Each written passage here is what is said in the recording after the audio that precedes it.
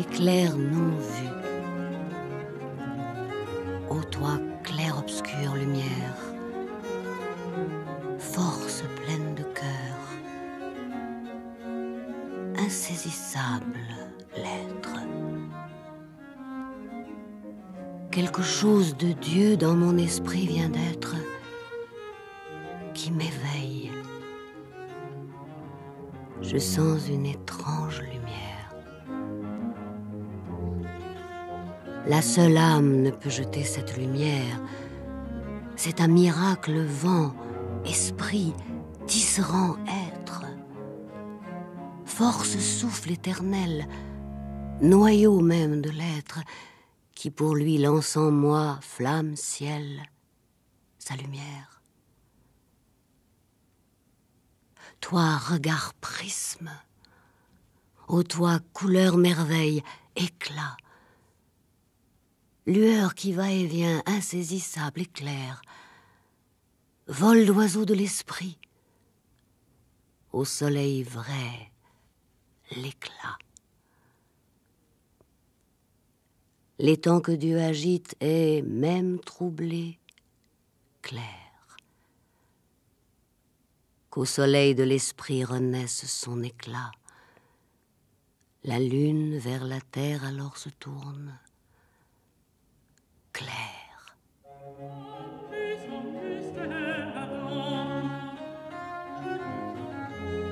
Une vie, une œuvre. Katharina Regina von Greifenberg et la poésie baroque en terre germanique. Avec Marc Petit et Catherine Sellers, une émission de Claude Giovannetti et Claude Métra.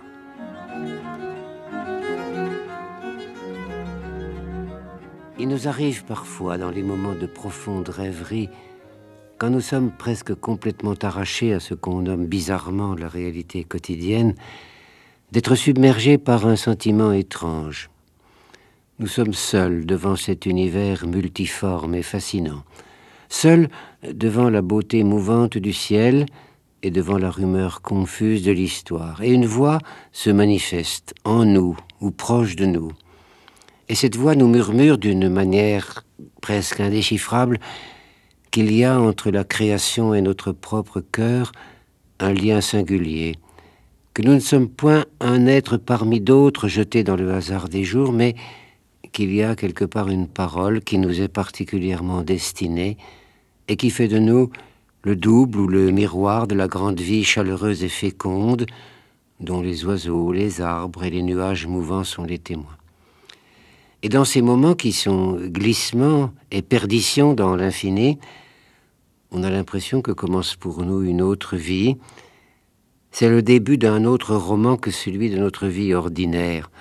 Un roman qui marquerait notre lien avec la source même et le feu premier de la vie, et qui nous fait un devoir, comme le souligne Armel Gern, de ne pas mourir avant d'avoir deviné quelque part, d'ici-bas, n'importe où, quelque chose, aussi peu que ce soit, de l'existence de l'âge d'or, un éclat de la gloire infiniment vivante du bonheur.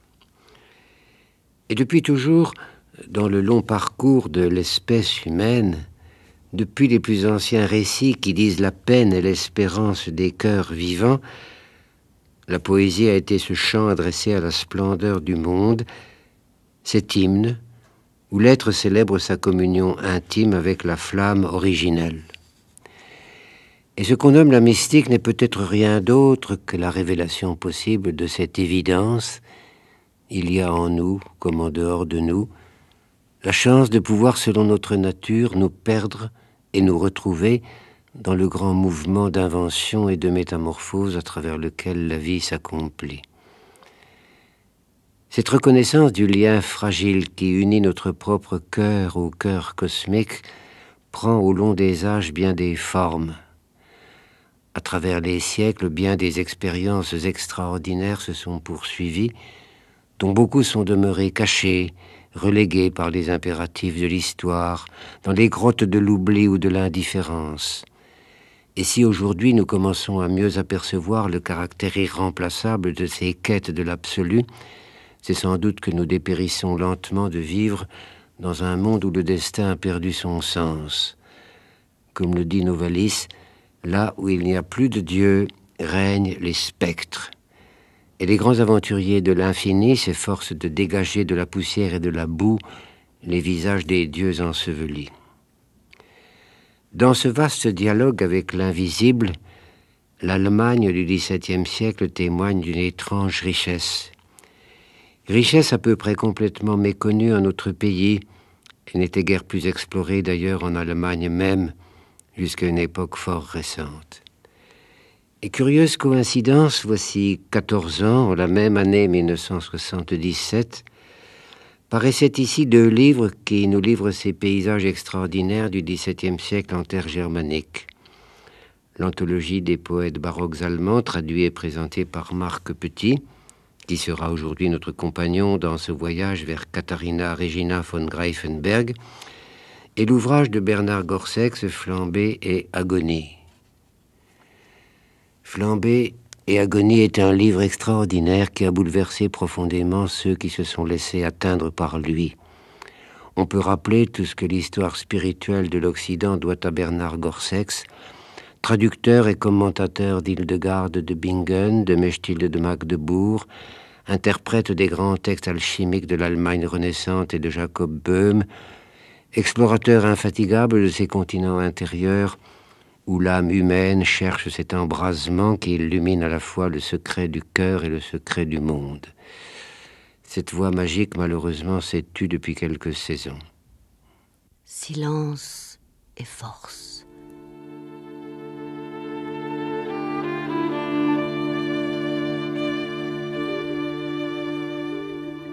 Espérer. Clandestin, vivre au secret. Ne pas bouger quand le fond de toutes les terres tremble. Être invinciblement fort à l'heure de la faiblesse. Toutes les troupes du monde en armes, les vaincre seuls. Dans l'abîme obscur du cœur, cacher la clarté du vrai. Souffrir que le mal, fumé, ruine l'honneur, cette flamme. Qu'au lieu de bourgeons de rose, l'épine orne la vertu. Et l'effet d'un cœur céleste, non une peine commune. Seigneur, aide ma faiblesse. Elle est sans toi comme un ver. Image sur son écu, qui te voit, l'effroi le fige. Verse l'indomptable sève dans ce tonneau de coquilles.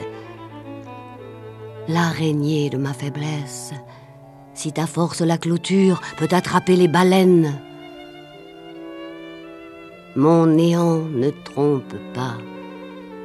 Il est cause que l'immense agit grand à travers moi.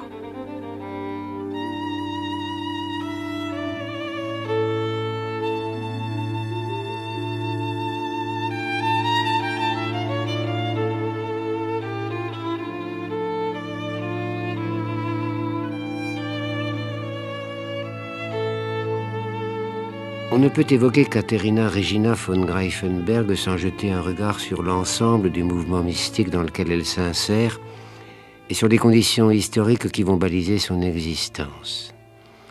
L'Allemagne du temps est un pays déchiqueté. Elle connaît dans la première moitié du XVIIe siècle une tragédie comparable à celle que connaît la France à la fin du XVIe siècle dans l'incendie des guerres de religion.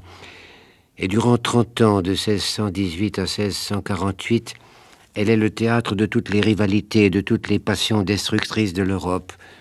On connaît les illustrations de Jacques Callot, le Lorrain, et le roman de Grimmelshausen, Simplissimus, qui raconte les atrocités de la guerre, de la famine. L'Allemagne, en quelques décades, va passer de 20 millions d'habitants à 7 millions. Et c'est dans cette terre martyrisée et dont l'angoisse mettra plus d'un siècle à se dissiper, le dernier épisode de ce calvaire étant peut-être à la fin du siècle la destruction gratuite du Palatinat par les troupes de Louis XIV, c'est là que va se développer la tradition mystique. il n'est peut-être pas nécessaire d'établir un lien entre ce dénuement cruel de la réalité et cette extraordinaire fécondité de l'esprit, mais il n'est pas impossible de découvrir là l'absolue présence de ce qu'on peut nommer l'espérance. Puis-je citer ici le témoignage d'un grand romancier américain récemment disparu, William Goyen, qui en quelques lignes indique ce qui est à ses yeux le projet de toute poésie. Goyen écrit « Enlevez le masque et regardez la chair avec toutes ses rides, toutes ses flétrissures, en nourrir le fantôme, le faire surgir de la tombe ou l'évoquer de la chair ulcéreuse où il parle, l'instant mort, le corps enseveli qui à jamais s'avance, se proclame lui-même, s'évanouit, reparaît. Trouver un symbole à aimer, un symbole d'amour qui nous met en mesure de toucher les choses originelles et permanentes. » Et Goyen ajoute « Notre quête n'a qu'un but, trouver, lorsque les mots ne seront plus, quelque symbole de vérité, quelque instrument de la passion de notre vie, qui nous permettent de découvrir un sens que nous pourrons garder longtemps, longtemps. » Et entre ce signe d'un écrivain contemporain et la poétique de Katharina Regina von Greifenberg, il n'y a point en vérité de différence fondamentale. L'essentiel est toujours de découvrir comment, tendu vers notre propre cœur, l'infini nous parle.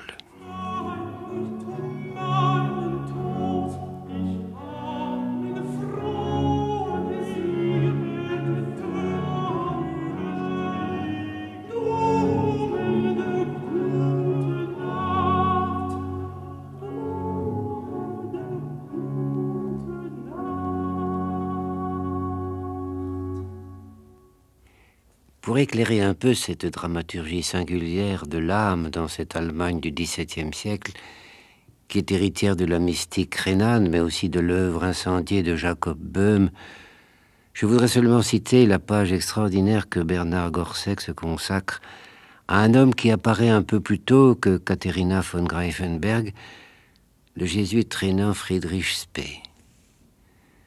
À son propos, Gorsec s'écrit « Là, se décèle un grand drame, celui de la progression difficile vers ce que Jean de la Croix appelait la nuit obscure de la ténèbre, et que tout compte fait, ni la confiance ni la louange n'arrivent à assumer totalement.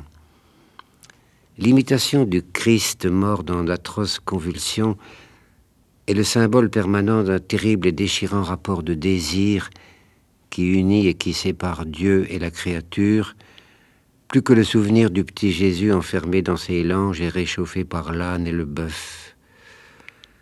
Arrêtons-nous à ces images inséparables de la tradition contemplative que Friedrich Spee manie avec une remarquable maîtrise. Le désir qu'a l'âme de Jésus, c'est l'incendie pur qui dévore jusqu'à la moelle, la fournaise où, comme les trois Hébreux, nous risquons de brûler. La flamèche commence à jaillir de la braise, puis la voici devenir flamme, et c'est flamme que nous devenons, corps et âme. Que le Christ la réduise et la souffle un peu, afin que nous ne nous consumions pas totalement, que nos larmes redoublent pour essayer de la noyer un peu. Nous sommes une cire fragile, que le feu divin fait fondre trop facilement, mais il est si doux de fondre. Nous brûlons comme un cierge que rien ne peut éteindre. Le soleil que Jésus envoie des rayons, ceux-ci sont brûlants, autant de flèches incendiaires. Canicule douce sans doute, car la souffrance est la réponse de Dieu à l'appel de l'homme, mais canicule dévorante, ignition qui est consomption, qui va nous arracher jusqu'à des cris de douleur. Ce déferlement de feu, il est aussi son contraire, un déluge d'eau. Lorsqu'en effet nous aimons Dieu, c'est comme une mer que nous voulons embrasser. Le ruisseau fort et puissant étanchera certes notre soif. Il est délicieux de s'y plonger, mais nous allons nous y noyer, et le torrent tumultueux va nous entraîner. Quand vas-tu me rassasier de ta grâce et de ta beauté? Quand vas-tu m'enfoncer et m'engloutir dans la profondeur de ton amour qui est volupté et dans ta volupté qui est riche d'amour. Certes, l'homme accourt quand il entend que Jésus l'appelle, comme le cerf assoiffé qui bondit quand il entend le bruit de la chute d'eau, fraîche fontaine. Mais cette eau désirée, elle est grossie de nos larmes. Le vin de la Seine n'apaise pas son inépuisable énergie. Nous entrons dans le palais du Père, mais brûlés de soleil, mais noyés dans l'océan d'amour. Feu et eau, éléments ennemis, s'unissent et se fondent, comme pour venger l'abandon du monde par la créature désirant Dieu. Et ce qui, dans le langage foisonnant de Friedrich Spee, peut toucher si profondément un cœur dans ce XXe siècle finissant, c'est l'extraordinaire pouvoir que la poésie porte en elle de renouveler à la fois le monde et Dieu. L'esprit est fondateur d'images, capable de changer à la fois le visage du monde et notre propre visage. Mais d'où viennent les images? Sont-elles cachées dans la profondeur de notre être, surgissant par ce miraculeux dévoilement qui nous révèle à nous-mêmes? Ou bien nous sont-elles livrées par l'infini quand notre cœur s'est fait suffisamment ouvert, suffisamment vide pour être capable de les accueillir? Qui sait?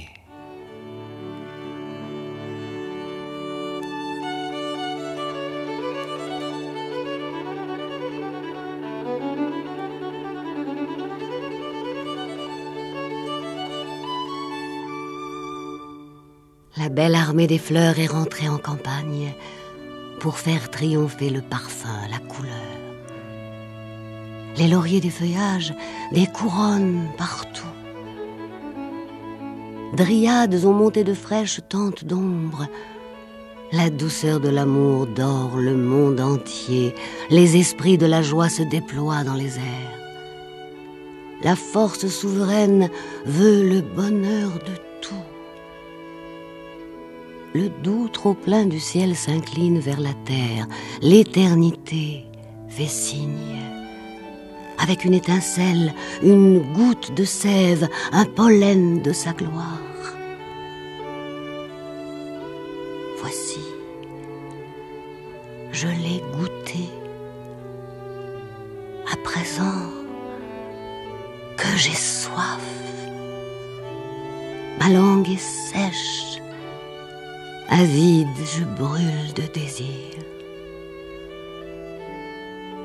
Printemps, source miroir qui arrose et contente, transporte l'âme, change la terre contre le ciel.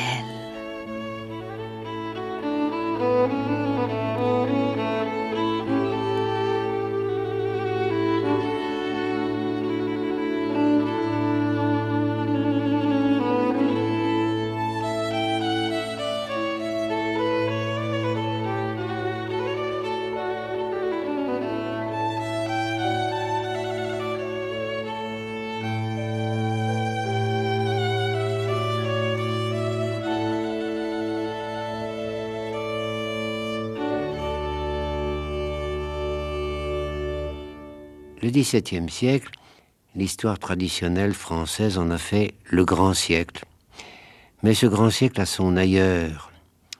Et c'est cet ailleurs que Marc Petit a tenté de ressusciter dans son roman récemment paru, Ouroboros, où revit à travers 3 personnages essentiels l'Allemagne baroque. Et sous le visage d'un de ces personnages, Corona, solitaire Antigone vouée à finir ses jours dans le tombeau de l'écrit, transparaît celle qui fut Katharina von Greifenberg. Ainsi apparaît-elle au poète Andreas qu'elle est venue voir pour lui confier ses premiers écrits. Une jeune fille se tenait devant lui, blonde, grande, frêle, avec des yeux bleus presque gris, l'air un peu gauche de quelqu'un qui a trop vite grandi, d'une enfant qui se découvre femme et ne comprend pas très bien encore ce qui est en train de lui arriver. Elle portait une lourde robe élimée et crottée qui avait dû être blanche un jour et que la pluie plaquait contre ses membres trop pâles et trop déliés pour être ceux d'une mendiante. Et je me souviens, j'ai découvert Catherine de Greifenberg à travers un poème qui qui continue à être pour moi le plus fascinant de tous peut-être, celui sur l'automne, sur le temps fructueux d'automne.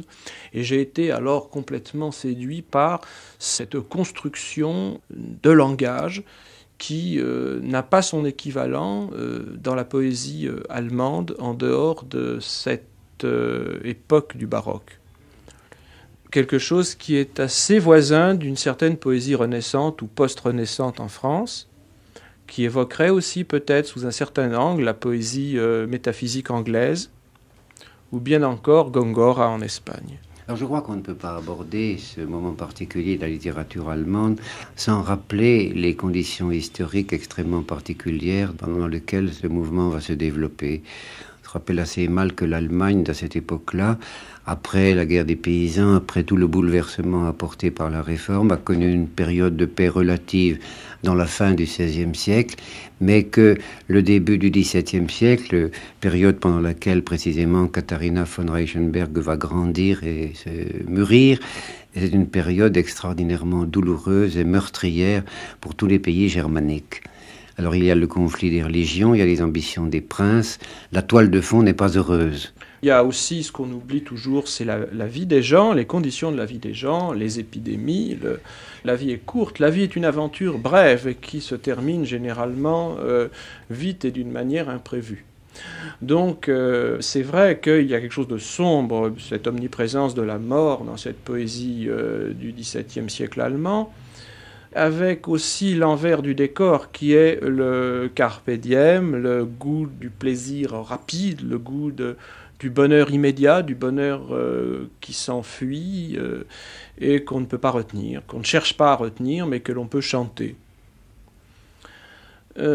Pour ce qui est du lien à l'histoire et notamment à cette question des religions, contrairement à ce qu'on dit partout, le baroque ne s'identifie pas à la culture de l'absolutisme et pas non plus à la contre-réforme catholique. J'ai constaté que les grands poètes baroques allemands étaient en majeure partie des protestants, des gens qui ne cherchaient pas à se faire particulièrement bien voir des cours, mais étaient des individualistes, des gens beaucoup plus représentatifs pour certains d'entre eux d'une sorte de mentalité d'une bourgeoisie conquérante qui cherche à s'affirmer, et souvent même, on a des gens qui sont, on pourrait presque dire, républicains. Quelqu'un comme Wenckerlin, un des tout premiers baroques allemands, va devenir en Angleterre l'assistant de Milton, donc dans un contexte qui est un contexte pour l'époque révolutionnaire.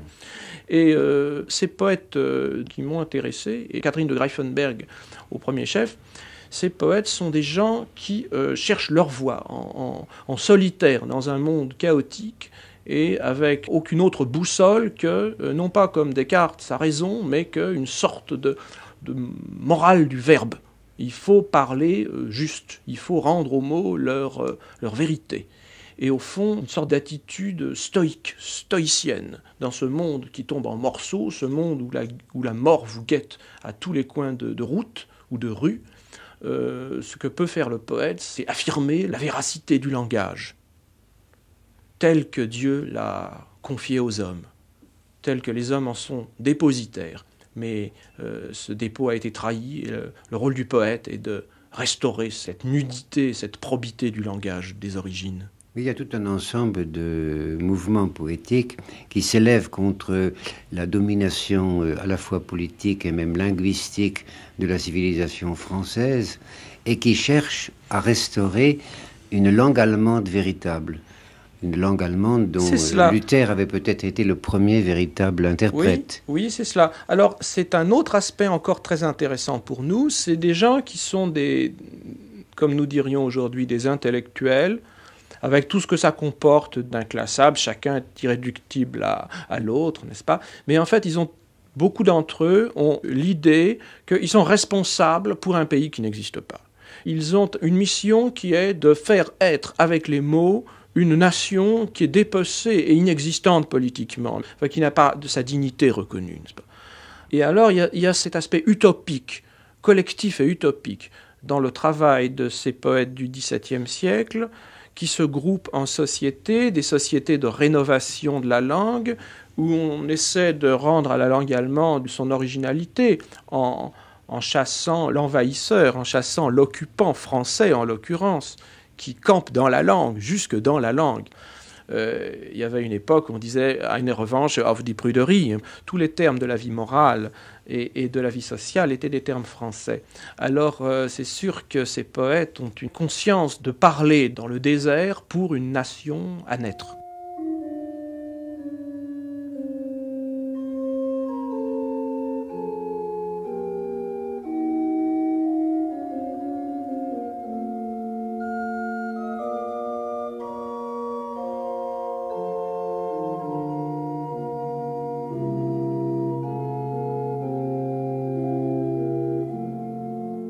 On m'interdit les dons cléments du ciel, qu'importe. L'invisible rayon, le sonore secret, l'angélique œuvre humaine qui dans et hors le temps, quand tout aura été seule aura consistance, qui entrera en lice avec l'éternité. Le miracle d'esprit franc de la force obscure, le soleil à minuit qui sème les rayons. Ce qui, à contre-monde, en tout état persiste, cela seul me demeure. Quand la force contraire du hasard plus puissant me tient presque asservi. Même ici, mon esprit libre veut démontrer ce que je voudrais faire si j'étais à moi seul. Mon Dieu, j'exalterai ta gloire contre tout. Délivre-moi. À toi ma louange éternelle.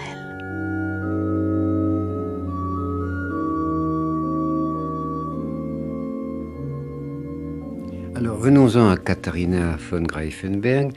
Elle naît en Basse-Autriche en 1633.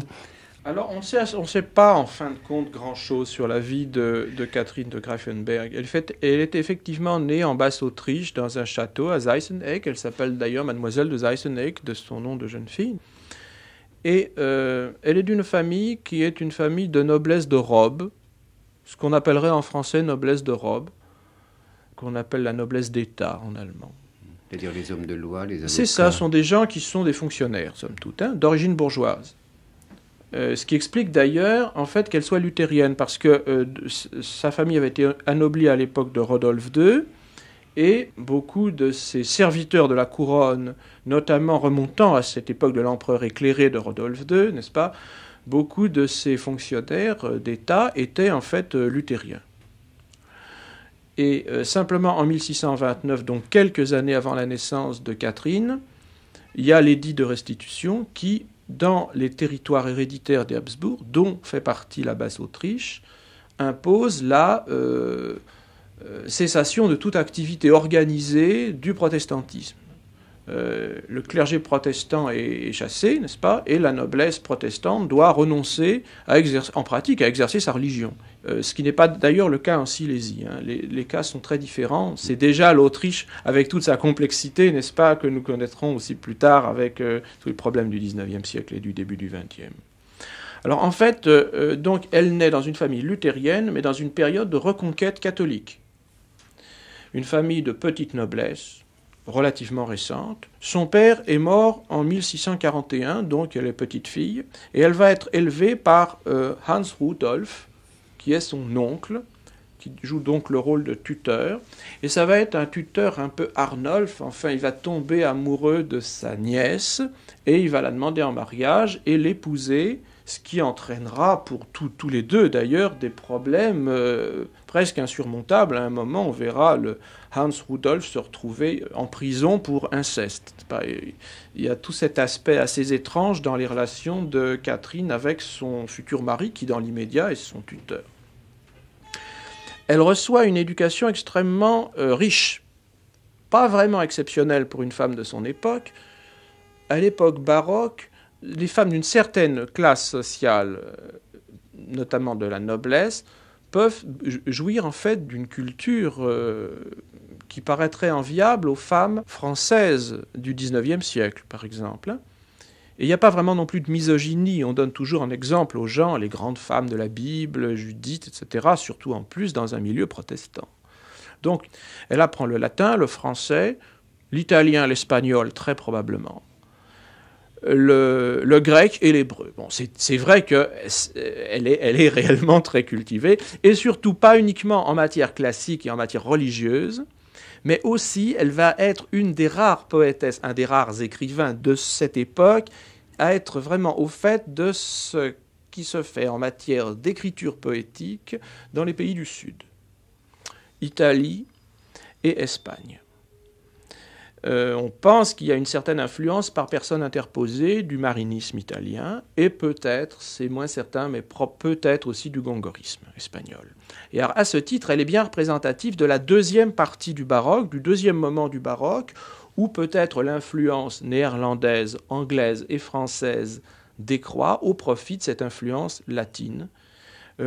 Toutefois, il y a un nom important qu'il faut citer à son propos, c'est le nom de Dubartas, qu'elle a traduit et qui certainement a pu lui donner quelques exemples de ce qu'on pouvait faire avec les mots et aussi avec les sonorités, tout le jeu sur le bruit que font les mots. Alors c'est intéressant de se dire qu'elle connaît et traduit Dubartas. Opitz avait déjà parlé de Dubartas dans son manifeste qui marque le début du baroque en 1624. Et pourquoi est-ce que je vous parle de Dubartas? C'est parce que vous savez que Goethe considérait que c'était le plus grand poète français. Et je pense que là, peut-être, les Allemands du baroque et les Allemands du classicisme, de ce qu'ils appellent eux-mêmes le classicisme, c'est-à-dire du début du XIXe siècle, avaient une sorte de lucidité que les Français n'ont peut-être toujours pas acquise concernant leur propre tradition, leurs propres auteurs.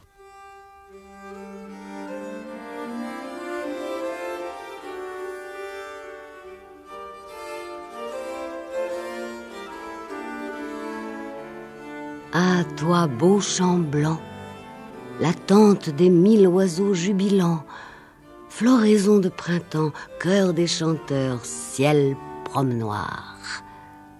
Non, je ne peux me lasser de t'adresser ma louange.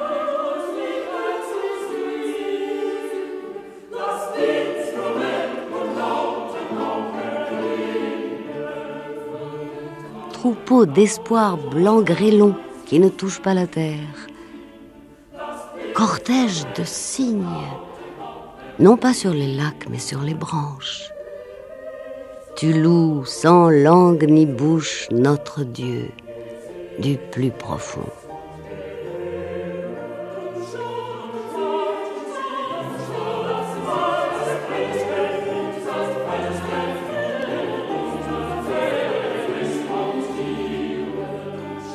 Papier floraison de craie. Sur toi la beauté de Dieu s'écrira cerise noire pour incarner la douceur. Chaque pétale, muet, à voix haute dit sa gloire.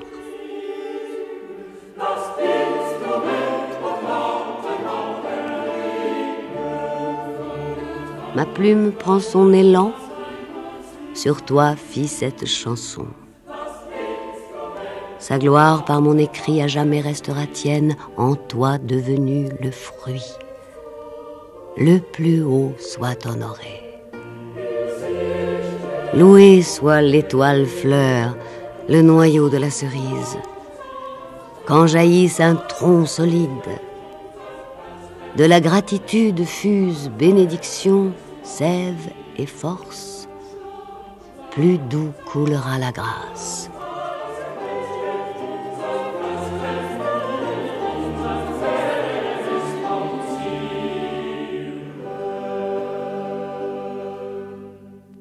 Mais vous avez une image qui m'a beaucoup frappé quand vous cherchez une sorte de référence de nature picturale à ce que représente ce lyrisme allemand.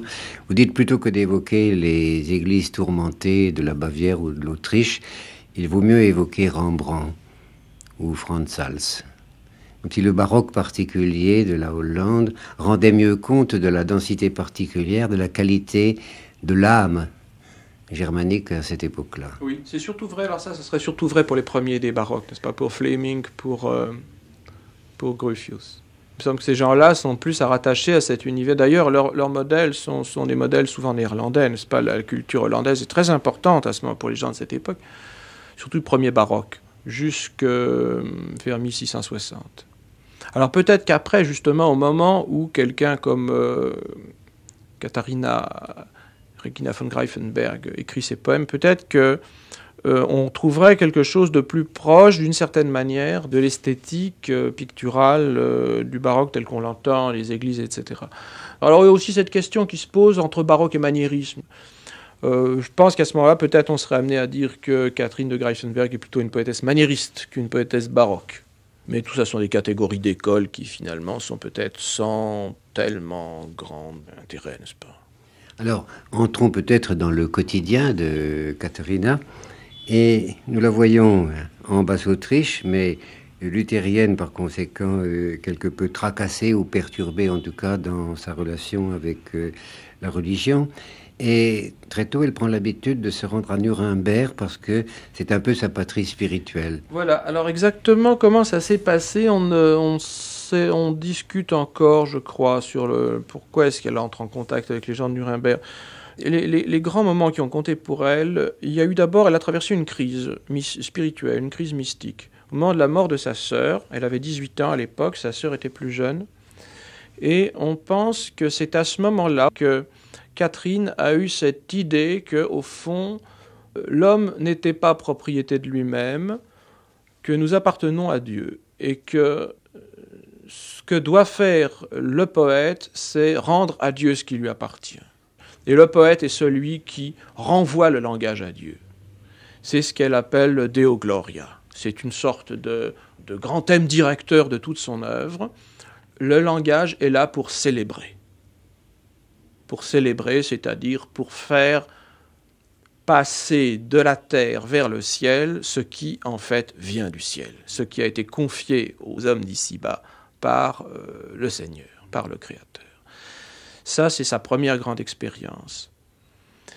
Et ensuite, alors effectivement, elle va entrer, sans doute après avoir fait elle-même ses premiers essais poétiques, elle va entrer en contact par l'intermédiaire de quelqu'un qui s'appelle Stubenberg, qui est un petit peu son précepteur en matière de poésie. Elle entre en contact avec le groupe de Nuremberg, avec Sigmund von Birken, qui dirige à l'époque le groupe de Nuremberg. Elle s'établit d'ailleurs elle-même à Nuremberg à partir de 1663, donc à 30 ans, peut-être pour, on dit parfois pour fuir les Turcs, parce qu'il y a une menace turque qui pèse sur la région où elle se trouvait en Autriche, mais très probablement aussi, bien sûr, parce que Nuremberg est une ville libre.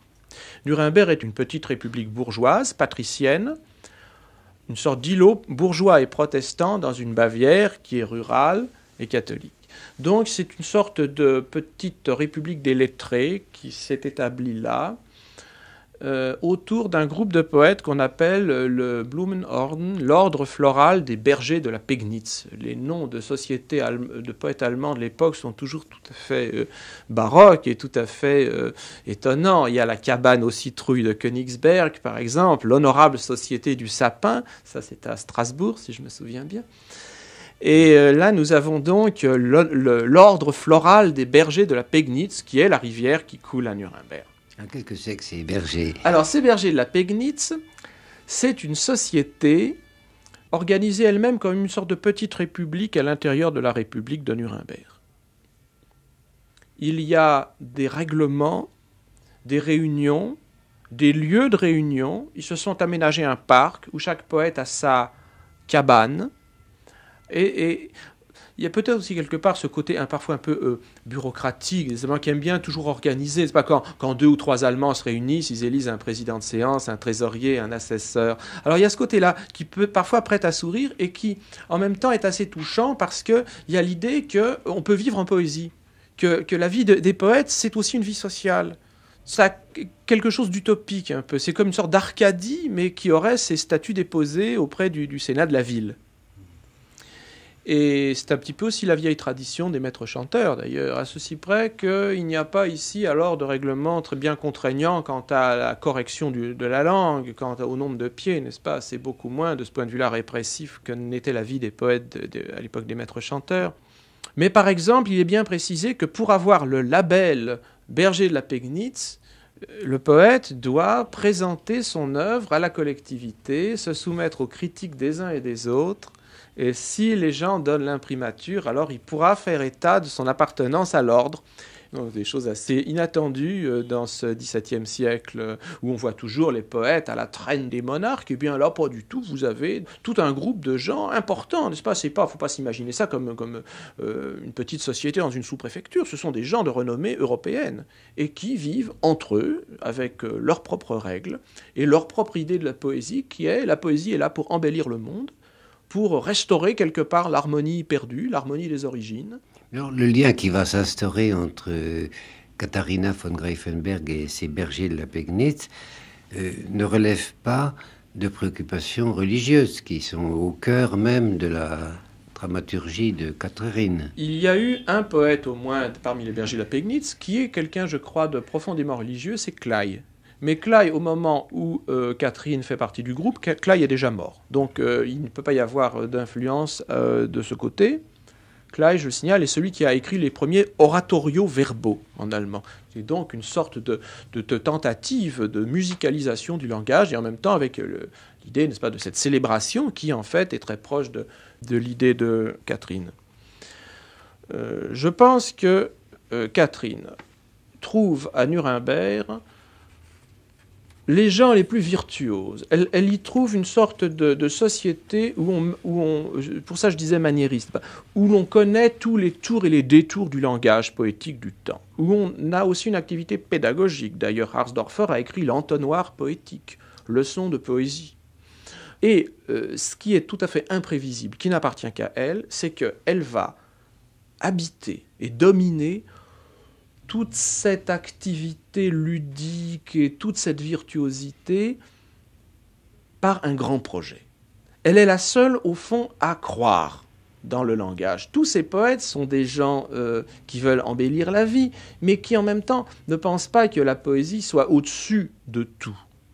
Et pour Catherine, la poésie prend le pas sur tout le reste. La poésie, d'une certaine manière, elle est contre le monde.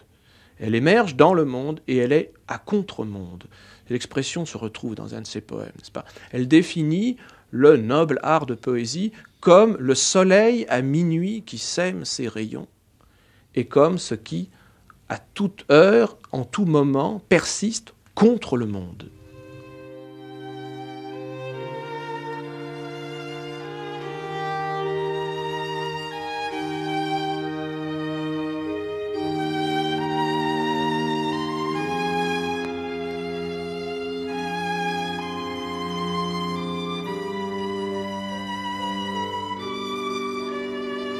Adorable musique.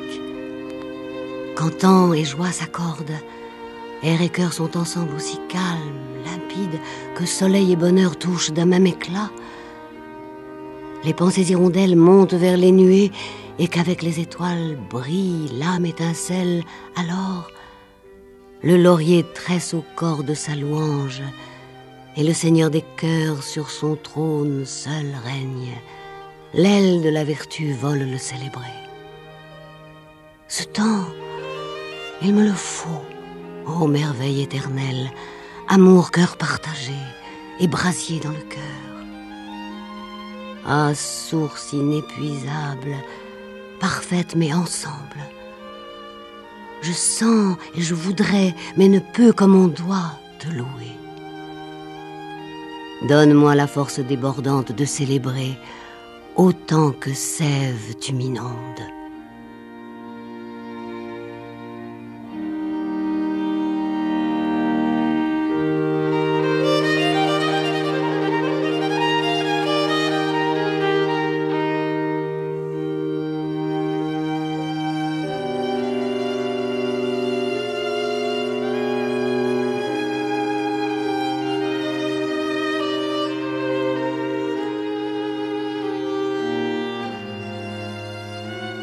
Le dialogue avec le verbe est aussi un dialogue avec la chair, celle de la femme et celle du monde. Et voici comment Bernard Gorsec voit s'épanouir cette poétique de l'amour divin. Ce qu'adore l'Allemagne du XVIIe siècle et de la guerre de 30 ans, c'est le Christ du calvaire, le Fils de Dieu, certes, mais le Fils de Dieu torturé sur la croix, couvert de sang, souillé, conspué, froide beauté pâle noyée dans le suintement des plaies, mêlée aux larmes et au vinaigre. Or, Caterina, la tranquille jeune fille des rêves danubiens, rêve sans aucun doute à ce Jésus-là. Ce Jésus-là, elle aime qu'il l'imbibe de sa douceur. Elle adore que dans les ténèbres du gouvernement divin, il lui fasse don d'un plaisir qu'elle appelle certes parfois celui de la foi, mais qu'elle compare souvent à un incendie voluptueux. Elle lui demande sans pruderie qu'il la prenne, car telle est son envie. Le culte des plaies du crucifié que nous relevions déjà chez Friedrich Spee s'exalte plus encore. L'appel est l'appel pressant du corps tout entier. La passion prend ses droits. Alors que toute une ligne de forces stoïciennes tend à montrer comment plaisir et douleur, santé et maladie sont indifférents, toute une autre affirme dans les sonnets que le rapport de la créature et de son Dieu, le Christ, peut s'exprimer le plus totalement par ces mêmes termes de plaisir et de douleur dans la douleur et de douleur dans le plaisir. Il s'agit en effet d'une soumission totale, dans laquelle nous ne pouvons atteindre le plaisir qu'en subissant la souffrance. Plus nous sommes humiliés, méprisés, injuriés, frappés, plus nous risquons de connaître le plaisir. Ce dernier est en effet aux portes mêmes de la douleur, de même que la profondeur de la misère côtoie la dune de la grâce. Ressentons non seulement en notre âme chacun des coups de fouet du calvaire, nous sentirons plus alors l'ardeur de l'amour. L'acte d'union est le terme du suprême exercice, il est le déversement du sang, des déchirures du corps aimé dans la bouche ou sur le corps de l'aimé, ou bien la pénétration de l'amante dans les dites plaies. Nous sommes dans le sein de Jésus. Cela ne signifie pas seulement que nous sommes dans les mains du Père, cela signifie aussi et surtout les fleuves de sa grâce se déversent dans nos membres, mon cœur coule dans ses plaies, il emplit ses cavernes dans un feu brûlant, nous nous cachons dans ses blessures, ma bouche béante recueille la nymphe qui jaillit de sa poitrine. Mon cœur, couche-toi en lui et vis de sa vie. Que son sang le plus intérieur, calme la chaleur de ma bouche. Ainsi, nous n'emplissons pas seulement notre bouche de la louange abstraite, mais en même temps de fluides qui tempèrent les feux, d'océans qui nous conduisent au port. Nous pénétrons et nous sommes pénétrés. Nous sommes passifs, mais aussi actifs. Nous nous laissons brûler après avoir été fouettés. Nous nous détendons au summum de la tension. Voilà comment satisfaire notre aspiration, car c'est bien en chaleur que nous étions, pauvres femelles. Acte que l'Eucharistie répète, elle dont nous ne pouvons pénétrer le mystère, mais qui me permet de savoir sans hésitation possible que ma bouche, à coup sûr, le reçoit. Par elle, notre bouche boit le sang du Christ, ce qui signifie que le plus beau des princes se marie avec moi. Je te donne pour gage mon cœur, tu me donnes ton corps, car le corps uni en Dieu veut s'unir à nous. Or, en communiant, je confirme que je suis déjà au port et que le port est en moi, bref que le mariage est consommé. Et toute l'ambiguïté qui touchait au masochisme s'abîme en un érotisme à peine voilé. Je t'embrasse et je te mange tout entier, par amour, dans le gouffre de mon corps. Anges, sonnez les trompettes. Séraphins, chantez, tintez, jubilez, cœur du ciel haut réjoui. Soleil, astres, brillez, dansez devant le triomphateur. Monts et collines, rocs, clochers, bondissez au ciel de joie. Ô vous, bienheureux humains, car voici votre salut, louez, prisez, célébrez, rendez grâce. Hissez, ô celui qui se hisse et vous hisse hors de la mort vers le ciel. L'innocence au paradis, renaissant, il vous l'apporte. La puissance du péché peut-elle excéder sa force si lui-même est l'infini? Non, elle se rendra à toute. Sa vertu mère peut éteindre étincelles et feux entiers. Ah, le Sauveur attendu si longtemps tuera les monstres. Que veut mort, monde, enfer, diable arracher à un messie? Eux sont défaits, dévastés. Lui règne au fin fond du ciel.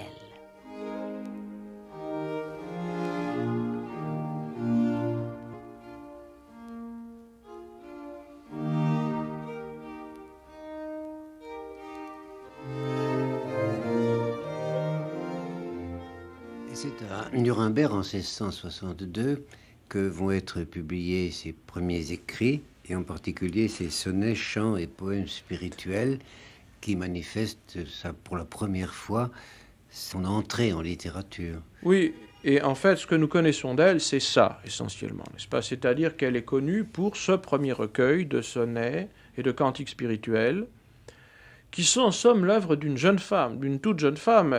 C'est édité en 1662. Bon, ce sont des poèmes qui remontent à quand elle avait 25 ans, quelque chose comme ça, 25-26 ans. Et son œuvre, ensuite, sera une œuvre beaucoup moins connue pour nous. Et également, il faut bien dire, beaucoup plus ardue, enfin, dans la mesure où c'est une œuvre, alors plus explicitement d'apologie religieuse, évidemment, dans une langue qui peut paraître pour nous codée, dans la mesure où ce n'est plus nos préoccupations de gens du XXe siècle. Alors, dans ces sonnets, dans ce premier recueil, au contraire, la thématique religieuse est complètement incarnée dans un travail sur la langue qui nous touche tout à fait sans qu'on ait besoin de faire un effort de traduction ou de compréhension érudite. On n'a pas besoin de décrypter. Ça nous touche comme nous touche Rimbaud. C'est une poésie d'attaque directe pour nous, parce que ça joue vraiment dans la construction des mots, dans la musique des mots. Et je pense que c'est la seule qui est vraiment essayé de donner à la métaphore toute sa portée. La métaphore, c'est un transport verbal. Et là où les autres voyaient un jeu, Catherine voit une possibilité de transfiguration des choses. Nommer les choses par une métaphore, c'est les arracher à elles-mêmes. Quand elle dit, à propos du printemps, il s'agit de l'abeille. Arrachée à elle-même, elle est métaphorisée, elle est transfigurée, et on passe du terrestre au céleste par le jeu sur les mots, par le jeu des mots. Cette transposition qui est une façon de faire repasser du côté du ciel ce qui vient du ciel et qui s'est incarné sur terre. Mais par là, la poésie devient le véritable langage de l'amour. C'est une entreprise qu'on pourrait retrouver chez beaucoup de grands artistes. Oui. Et là, l'amour s'adresse à Dieu. L'amour s'adresse à Dieu. Mais de quel Dieu s'agit-il? Parce que le Dieu de Catherine, un Dieu désiré, un Dieu aimé, oui, a des traits très particuliers. C'est pour moi un Dieu extrêmement physique. En un certain sens, Catherine de Greifenberg est assez proche de Louise Labbé. C'est un Dieu extrêmement physique. Ce qu'elle dit de lui, ce qu'elle lui dit, c'est vraiment des paroles d'amour. Et on ne voit pas le côté symbolique, le code, justement. C'est vraiment des chants d'amour. Et elle s'adresse à Dieu d'une manière très physique, avec des métaphores qui sont parfois d'une audace érotique extrême. Je ne sais pas, au fond, ce qu'est le Dieu pour Catherine de Greifenberg. J'ai l'impression que c'est quelque chose à peu près, de très proche de ce qu'est le Dieu pour Rilke. Et je crois que c'est quelque chose de tout à fait lié à l'expérience poétique, à l'expérience de l'enthousiasme poétique. C'est ce vers quoi vont les paroles du poète et le cœur du poète. Je pense que l'important, c'est pas tellement de définir qui est cet autre. Elle ne le fait jamais. Enfin, dans ses poèmes, du moins. Elle le fait dans les méditations, mais pas dans les poèmes. L'important est d'accompagner ce mouvement et de traduire dans le bon sens et de suivre la métaphore dans le bon sens. Et c'est ça la transfiguration poétique, ça le miracle de la transfiguration poétique. Donc ce sont des poèmes qui sont rigoureusement intraduisibles, irréductibles au langage commun et irréductibles aussi au langage des théologiens qui reposent sur finalement un code et sur la distinction entre ailleurs et ici, entre Dieu et la terre. Elle justement, c'est quelqu'un qui agit, c'est quelqu'un qui agit par les mots et sur les mots, et c'est quelqu'un qui force le langage à s'ouvrir sur cet autre monde dont il est le vecteur, dont il est une sorte de courant électrique.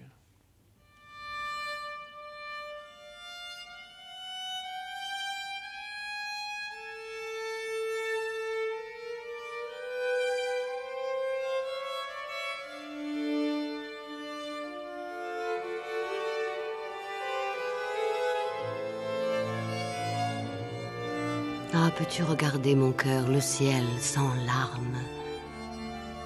Dedans sans désespoir, dehors sans flot de pleurs.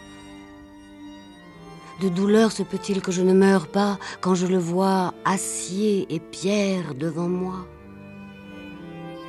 Ah, sur tant de misère le soleil peut-il luire? Mon cœur durcit ton cœur. Tiens-toi comme le lion au centre du malheur, debout. Chacun verra comme dans l'affliction s'affine ta vertu. Accepte ce qu'il veut. Tais-toi, même brisé, pourvu que ton désir de servir Dieu demeure. Lutte avec toi pour lui, afin que de ta gloire sorte plus que le sang. Brûle ta vie, chandelle, dans la ferveur fidèle. Songe, quelle victoire, si mon Dieu a la gloire, fussé-je moi vaincu.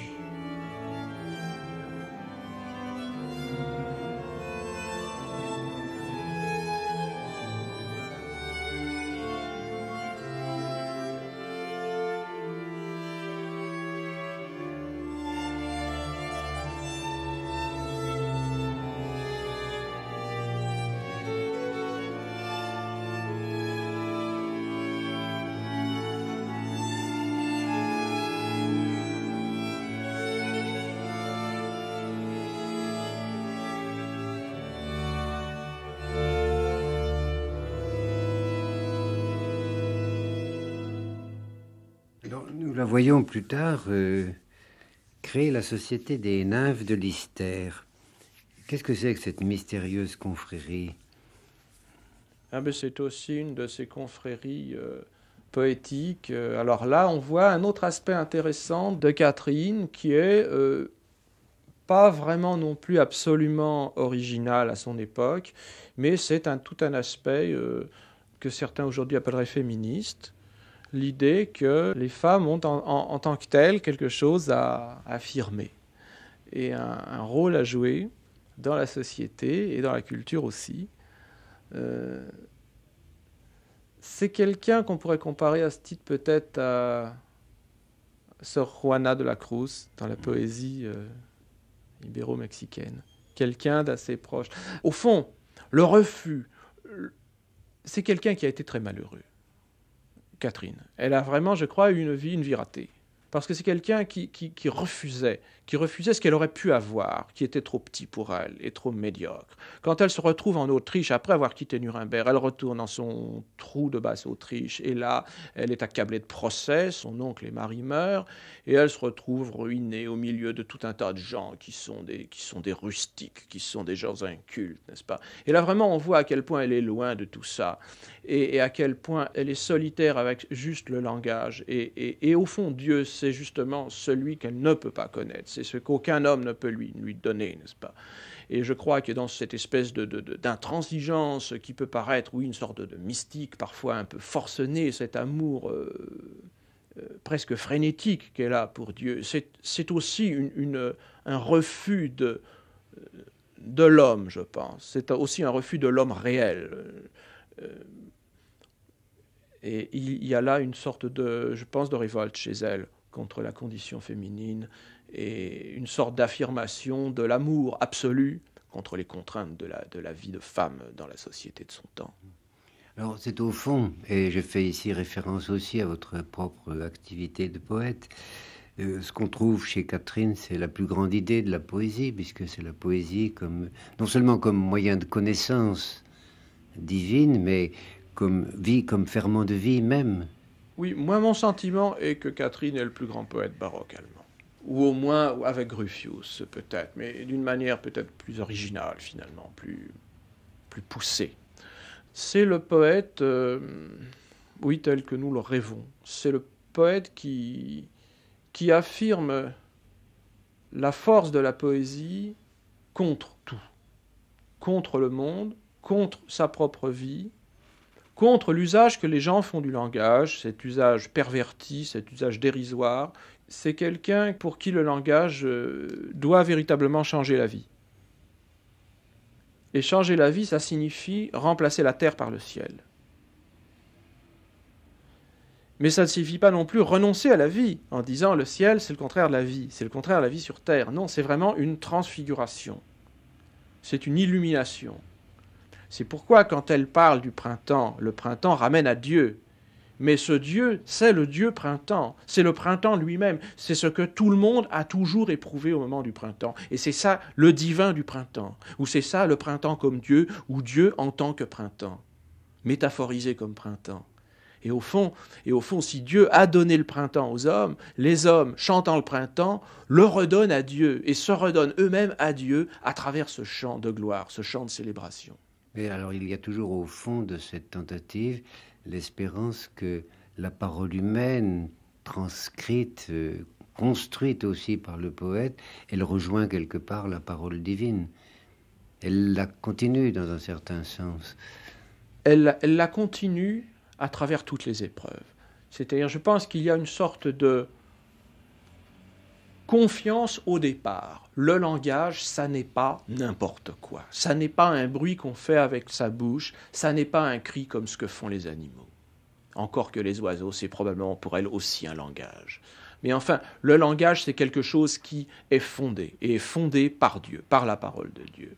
Mais ensuite, le langage suit le destin de l'humanité, suit toutes les épreuves de l'humanité, et il est perverti comme l'humanité est pervertie. Le langage est aussi quelque chose qui subit l'érosion du temps, subit l'érosion du péché, est détourné de son vrai chemin.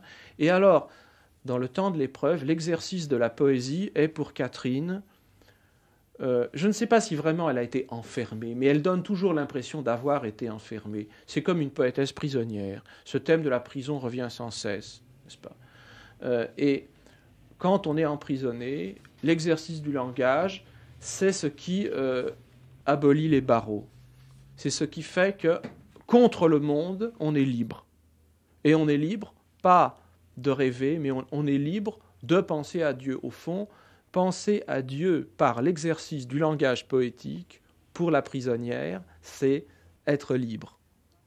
Et alors, passer le moment de l'épreuve, quand vient la délivrance, eh bien la délivrance, c'est une glorification, c'est un chant de grâce. Et je pense que du début à la fin, il importe pour elle d'être fidèle à la vocation du poète, c'est-à-dire à la vocation du langage. Il faut savoir tenir sa langue, d'une part, ça c'est le côté négatif. Il faut savoir ne pas dire un mot de trop et ne pas dire un mot qui soit faux. Ça c'est vraiment la définition stoïcienne du langage. Et puis ce langage qui a été préservé dans l'épreuve, préservé dans le déluge, sur cette espèce d'arche de Noé qu'est la langue du poète, eh bien ce langage, il va procréer, il procrée la merveille. Et de cet exercice des mots, les mots font l'amour, et une nouvelle vie va naître de ces mots, une vie transfigurée, une vie plus belle, qui est peut-être pas prémonition de la vie future, mais au fond qui est déjà transfiguration. La vie future est déjà là. L'autre monde est déjà dans le beau poème. C'est tellement urgent, et il y a une telle passion dans sa poésie, c'est au moment même où les mots sont dits que l'autre monde est là. Il y a une sorte de transfiguration immanente, je crois, presque. Et c'est ça le miracle de la poésie. Mais alors, il y a un autre poète comme Quirinus Kuhlmann qui a tiré de cet exercice-là une conception tout à fait hérétique, je pense, et tout à fait scabreuse du langage. En clair, il a fini par se prendre lui-même pour Dieu. Et la force et la pureté de Catherine, c'est qu'elle reste rien, en fait. Elle-même n'est rien en face de ce à quoi elle donne. Elle redonne les mots à ce dont les mots proviennent, mais elle-même n'aura été en fait rien dans toute cette aventure que l'écho sonore, que la servante. C'est-à-dire que tout le travail intérieur, c'est celui qui est destiné à la constituer comme caisse de résonance d'une parole qui vient du ciel. C'est un travail de possession et de dépossession à la fois. Mais elle n'est rien en face de ce qu'elle a à dire. Elle est tout entière sentiment. Je pense que dans les sonnets à Orphée de Rilke, on voit quelque chose de très proche, pour ne pas dire d'identique.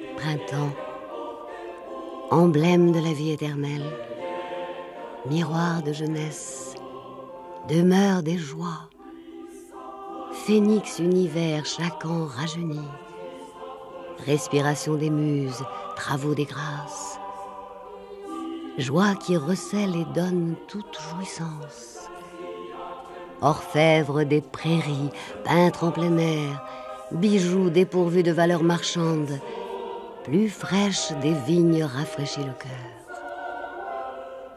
Sois le bienvenu étranger, mon hôte, ami des joies, mon hôte qui sert l'amour.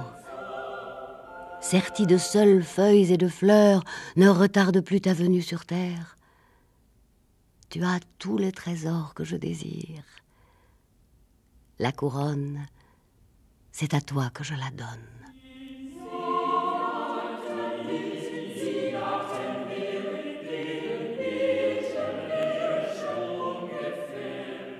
Pas seulement les arbres, mon cœur aussi bourgeonne. L'espoir fait éclater les feuilles consolantes que la haute bonté, la fournaise, a soufflées.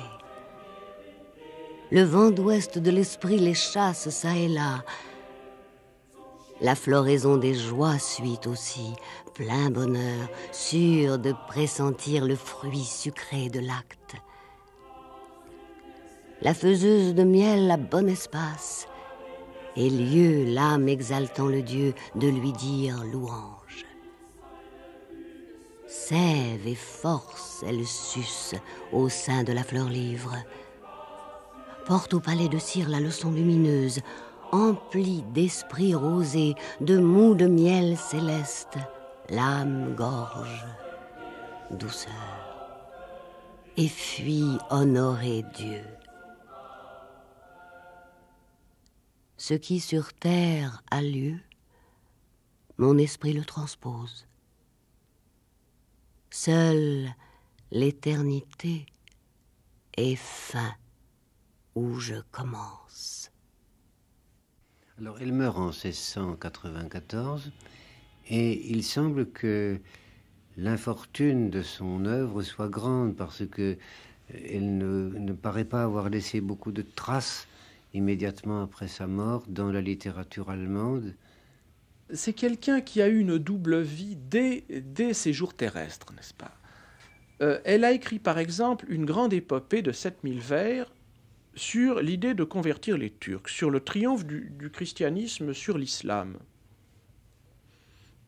Et on voit à travers ce poème l'idée que l'empereur, Habsbourg, doit prendre la tête d'une grande croisade mondiale pour faire vaincre la vraie foi. Alors on est très étonné en disant, quand même, cette espèce de confiance dans les Habsbourg, alors qu'elle-même est protestante et à ce titre persécutée dans sa foi.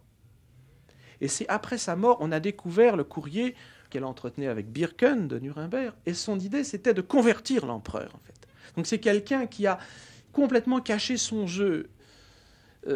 Elle a essayé de rencontrer l'empereur à plusieurs reprises, mais jamais elle n'a pu voir l'empereur, en fait. Et pendant de nombreuses années, ça a été le grand but de son existence. Alors je pense que d'une certaine manière, son destin posthume, c'est un peu pareil. C'est-à-dire qu'elle n'a pas réussi à se faire entendre. Elle n'a pas réussi à se faire entendre des hommes. Parce que les hommes ne sont pas disponible à ce qu'elle a à leur faire entendre. Et je crois qu'elle s'est fait entendre de ce qu'elle appelait Dieu, ou de ce qu'on pourrait appeler, je ne sais, qu'on l'appelle comme on voudra. Mais là, elle est entendue. Mais certainement, le public n'a pas été à la hauteur de cette voix poétique. Et donc, je pense qu'elle est une des plus grandes méconnues de tous les temps en matière de poésie. Mais c'est aussi quelqu'un qui n'a jamais fait le moindre compromis, en fait, dans son écriture. Elle est totalement axée sur ce projet qu'on peut qualifier de délirant, de fou, n'est-ce pas ? Ce projet poétique qui est en même temps mystique. Et on s'aperçoit finalement peut-être aussi dans sa tête quelque part un projet politique. Et nous en avons pris des bribes. Nous avons recueilli quelques miettes tombées de la nappe et avec étonnement, souvent, avec condescendance parfois. C'est une femme et elle a écrit des poèmes religieux. Alors on l'a mise dans l'espèce de ghetto de la poésie féminine et de la poésie religieuse. Et notamment les universitaires allemands, qui sont souvent, n'est-ce pas, des machos bourgeois, avaient 2 bonnes raisons de l'isoler dans cette espèce de ghetto, n'est-ce pas, à la fois en tant que femme et en même temps en tant que poétesse religieuse qui se mêlait par conséquent des choses qui ne regardent que les hommes, que les théologiens. Ce qu'il faut savoir, c'est qu'en fait, elle a été très connue de son vivant dans la super élite des vrais poètes. Les gens de Nuremberg et d'autres aussi, n'est-ce pas, à son époque et à l'époque qui a immédiatement suivi, la connaissaient et l'admiraient, la considéraient comme une sorte de prodige. Et là, c'est le siècle qui a suivi, n'est-ce pas, qui ne comprenait rien à la poésie et qui évidemment ne pouvait pas entendre quelqu'un qui d'une part pratiquait une poésie maniériste aussi exacerbée et qui en plus pratiquait une poésie religieuse. C'était 2 bonnes raisons pour les gens de la Aufklärung de se boucher les oreilles. Et je pense qu'au XXe siècle, c'est une voix qui renaît, qui reparaît et qui va être entendue. Est-ce que Rilke l'avait lu ? À ma connaissance, non. Au XXe siècle, très peu de gens l'ont lu. Je crois qu'elle ne figure que comme ça dans les anthologies, comme quelque chose qui a existé, comme d'un peu bizarre, d'un peu étrange. Mais personne n'a vraiment cherché à la lire, c'est-à-dire à comprendre ce qu'elle voulait dire. Et puis surtout, personne n'a fait silence en soi pour écouter ça. Vous n'avez aucun portrait d'elle ? Ah, ça, je ne sais pas. Oh, ça m'étonnerait qu'il n'y ait pas de portrait. Les gens se portraituraient tellement au XVIIe siècle. Ça, je ne sais pas. Je n'en ai jamais vu. Je ne crois pas en avoir vu. Et comment vous l'imaginez, vous ? Dans le roman que je viens de faire paraître, qui s'appelle Ouroboros, elle est un des 3 personnages principaux. Mais en fait, ce n'est pas un roman du tout historique ni biographique. Alors, j'ai rêvé à partir des textes. À partir des textes, j'en ai fait quelqu'un de blond aux yeux bleus, avec des yeux très clairs et un peu perdu, quelqu'un d'un peu un personnage un peu Karen Blixénien. Pour moi, elle aurait ce côté-là. Mais on pourrait aussi l'imaginer un peu comme une sorte d'Émilie Brontë du XVIIe siècle, avec ce regard de chouette, ce regard d'oiseau de nuit. Je pense que son vrai visage est dans ses poèmes. C'est-à-dire qu'elle n'a pas de visage, puisqu'elle est celle qui regarde et non pas celle qui est regardée. Si Caterina s'est attachée avec tant de constance aux images printanières, c'est qu'elles sont symboliquement des images de noces. C'est au printemps que la nature manifeste le plus de douceur, le plus de beauté, le plus de joie. Et c'est bien à des noces que nous invite toute l'œuvre de la poétesse autrichienne. Noces avec les saisons, avec les paroles, avec Dieu, avec nous-mêmes. Et la poésie est cet hymne nuptial qui monte des jardins des hommes pour aller jusqu'au château où s'abrite et rayonne le cœur divin. Ce qu'il faut dire de Dieu, c'est lui-même qui l'insuffle. L'art qui exalte le ciel appartient à son trésor. Ce qui vise à l'honorer trouve sa source là-haut. Éclairons cette lumière et célébrons sa clarté. Ô mon début, Fin et bu, mon alpha, mon oméga, verse et perce, éveille, éclaire, manifeste ta puissance.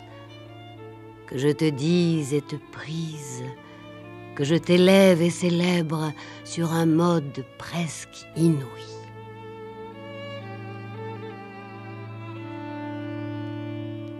C'était Katharina Regina von Greifenberg, avec Marc Petit et Catherine Sellers. Prise de son et mixage, Maurice Billard, François Caillard.